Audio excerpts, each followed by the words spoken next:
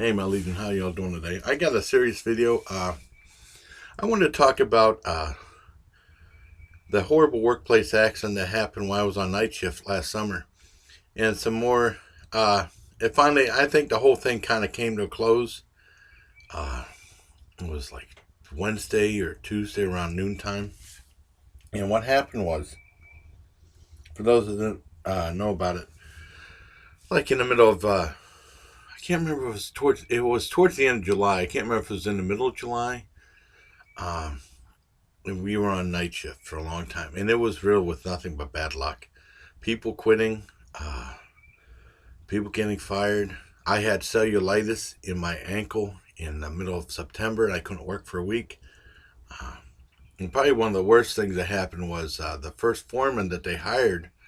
He worked day shift for like a week just to get a little training, and then they said that they were going to start the night shift up, and they asked me and another guy to work together. Then a whole bunch of stuff happened. I ended up working with two or three, four or five people because everyone was walking out or quitting or they're switching schedules. It was crazy. I don't know. It was probably the most misorganized thing at this little rinky dink plastic shop I work at. Well, anyways, and this was all speculation because I didn't see what happened. And because I was the other end of the shop, and the other guy, well, the shop is pretty big. Well, it's big when there's only three people working there. I was at one end of the shop. The other guy was at the one end of the shop, and the foreman was kind of like in the middle. And I guess, he was working on a grinder. And basically, the grinder is like a big metal machine used to grind plastic parts. And this is all what, when the cops came, we kind of just went through what I guess happened because I didn't see it because I was at the end of the shop, busy working.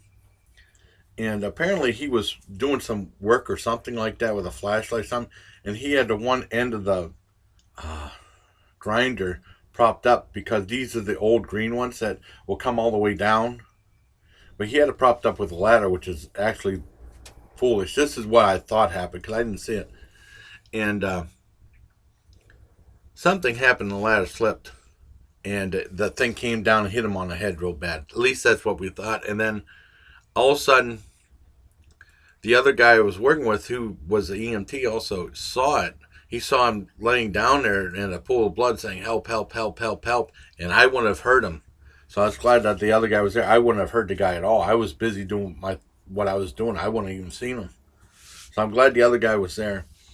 And all of a sudden, like about, I don't know, about 8:30 that night, because we started at 6 o'clock, I saw him walking him down to the ink room. I was like, oh my God. And he was bleeding really bad from the ears, nose, and mouth, but he was coherent.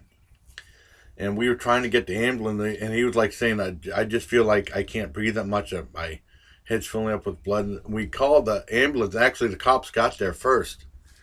And, we went through the whole scenario, and then the EMTs came, and they inspected the area, and then, uh, we called up the office and stuff like that, and the owner was going to come down, and we cleaned up the whole thing, and, he sent everybody home. He sent me and the other guy home at about 10:25. Like I said, that's the last time I heard that. I was never talked to by OSHA or anything like that. And he said we did what we were supposed to do, everything by the book. That's what the owner said. And this was all speculation about what happened. I didn't see what happened.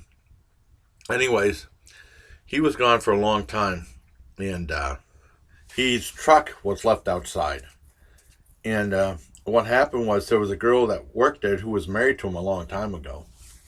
And he didn't really keep in touch with anyone at work that much, actually at all. And I found out from the girl he's married to, he said that he's doing a lot better. He's at home now, and he's going to rehab and stuff like that.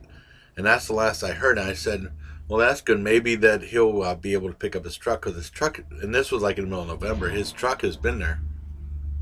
We hear another truck now. His truck was there for a long time, and it had all his tools in there and everything. Now, I'm surprised none of his family members came up just to get his truck.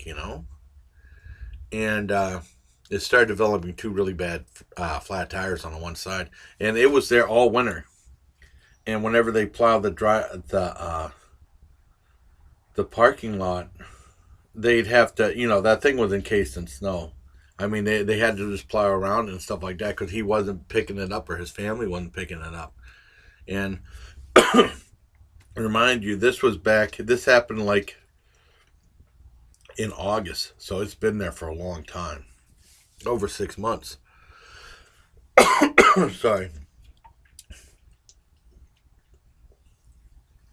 Well, anyways, one of the foremen, I talked to one of the foremen about it, and he said that the secretaries were checking it out, and they were trying to get in touch with the guy last Wednesday or Thursday. And I didn't know what was going on. I just thought they were just going to keep it there until the guy decided not to pick up. He didn't want it. They abandoned it.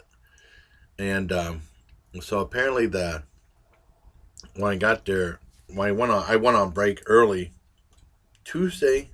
It's either Tuesday or Wednesday, about like 11:45, and I saw they had a big flatbed truck pick up the thing, and there was a cop there running a whole bunch of stuff. I don't know if he's going to get charged for abandonment or of the vehicle or not. But I mean, that's pretty much the end of that, unless I hear anything else from the guy. But he hasn't kept in touch with anybody, so I don't know. They said last time I heard it, I said he was doing okay at home and doing rehab and stuff. So to my knowledge, he's all right. But it's just weird. I just thought I'd let you know about that. I mentioned it a little bit back last summer. I didn't talk about it that much, but I think it's kind of important to let you know what happened with the workplace accident. And then, like I said, with my cellulitis, it got better, and then it was weird because it got really bad again when I was on vacation in November, and now it's still all right. I mean, I have problems now with arthritis in both ankles and also bone spur. So I mean, I have ankle pain and stuff like that. It's still somewhat swollen, but I mean, I can still walk and stuff. But it was bad when I had cellulitis. I could barely walk. And then in November, it got really bad again. But like I said, the VA was helping to give me x-rays and stuff, but they say I have arthritis and stuff. But as far as that guy, I don't want to mention any names. As far as that guy, he was a foreman. It was just an unfortunate accident. I don't know why he propped that up with a ladder. At least that's what the assumption was, because we didn't see what happened. So I just thought I'd give you the update, and this is probably like the final story unless I hear something else, which I probably won't, because I don't think he really cared for the people. Well, I don't blame him, after what happened, but I don't know. He hasn't bothered to stay in contact, or I don't know how the good contact the officers had with him, but he's on workman's comp, definitely. But I don't know if the cops are going to charge him with abandonment of the vehicle or not. But I don't know. So this has been my update about the horrible workplace accident that happened last summer. So it's a very serious video. I mean, because I did the Wendy's review, and then I got a Reese's Pieces review too. But I thought I'd let you know about this. So until next time, everybody, please take care of my Legion. All right.